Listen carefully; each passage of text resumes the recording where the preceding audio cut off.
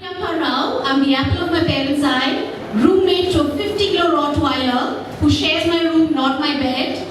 I'm seeing spiritual growth every day, but I found my life's purpose very early in my life. And I'm a licensed practitioner of neuro-linguistic programming, EFT, belief clearing, and Ho'oponopono. Now, I was born fearless, enough, confident, whole, right? I believed I could win every fancy dress competition. This was me in Nepal. I believed I could win every sports race. Because every child is born that. Fearless, enough, whole, confident. That's what your original subconscious mind is.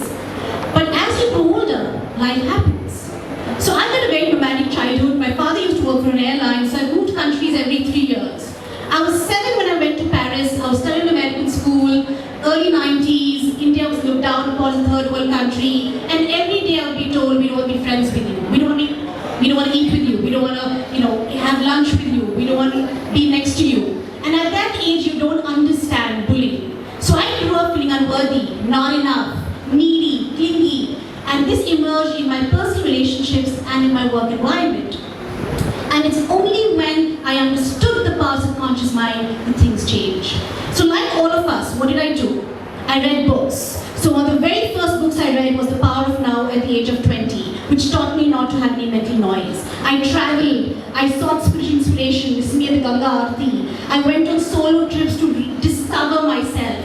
Nothing helped till I understood that once you release belief systems from your subconscious mind, that's the shift start happening.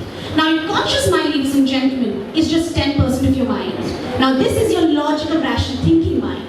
90% of your mind is your subconscious mind. This is the storehouse of all your memories, experiences, patterns, child conditioning, what you think of yourself and the world. If you harness this, belief systems actually start changing. Most of us get our belief systems between the age of 7 and 14. From parents, family, and simple environment. The good, the bad, the beautiful, the ugly. But no matter how old or deep, the subconscious mind can reprogram and go back as close as possible to its original self. The subconscious mind, now the conscious mind is limited to what you know and understand, your knowledge. But the subconscious mind encompasses everything there is to know and understand. That's how powerful it is. You're not your mind, you're not your body, you're a very, very divine soul. And that's the power of the subconscious mind. It is your gut, it is your intuition, it is your instinct, it is a database of all knowledge, information, solutions since the beginning of time. It is even beyond your conscious mind, right? So when you learn to harness it, shifts actually start happening. Now, spiritually, they say, your entire soul does not take human body form. Only a part of it does, literally the size of your thumb. The original soul is still vibrating on a higher dimension, a higher world, a higher field, called your higher consciousness. And above that is your supreme consciousness, or God as you call it. So your subconscious mind is connected to your higher consciousness. That's how powerful it is.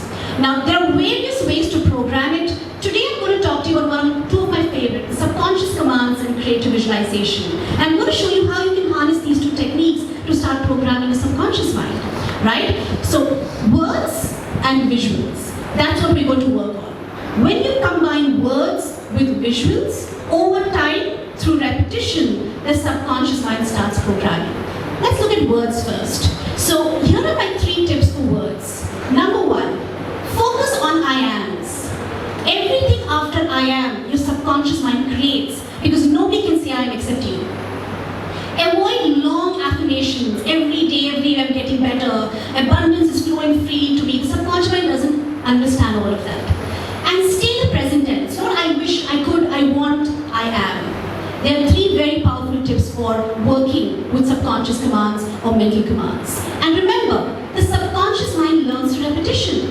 Remember as children? A for apple, B for bag. Again and again and again till you got it. 2 into 2, 3 into 3, 4 into 4. The mind learns repetition. So when you repeat the subconscious mind across 3 to 5 weeks, the mind starts reprogramming. The other one, of course, is feeling. The end goal is feeling. It's no point in repeating words if you don't feel it. A change of feeling is a change of destiny. Its feeling is the energy that attracts. You become what you feel. So focus on the feeling, not just the words. Now those are words. creative visualization, right? There are various techniques. I'm not going to get into creative visualization, but I'm going to give you a few takeaways here. Now, the subconscious mind responds best to symbolism. Golden light healing you, black smoke going out, you shattering a mental screen, black cells, attacking white cells. So when you're using creative visualization, focus on symbolic gestures. And the best time to use creative visualization is morning and night.